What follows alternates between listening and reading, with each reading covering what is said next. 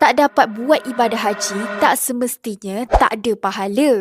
Kita sudah pun tiba di bulan Zulhijjah hari ini. Bagi yang berpeluang menunaikan ibadah haji tahun ni, inilah detik yang paling ditunggu sepanjang hayat kan? Alhamdulillah.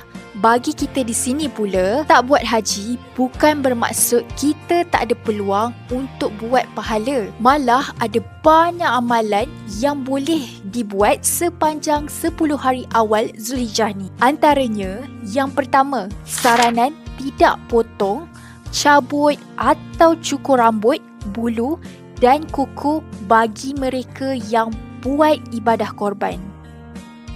Yang kedua, berpuasa pada hari Arafah.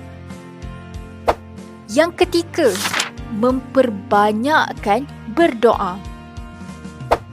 Yang keempat, memperbanyakkan sedekah. Yang kelima, memperbanyakkan zikir. Yang keenam, membaca dan tadabbur Al-Quran. Yang ketujuh, menghidupkan suasana Hari Raya Aidiladha dengan takbir. Manakala yang ke-8, melakukan ibadah korban bagi yang mampu. Yang ke-9, makan daging korban dan sedekahkannya kepada asnaf serta fakir miskin.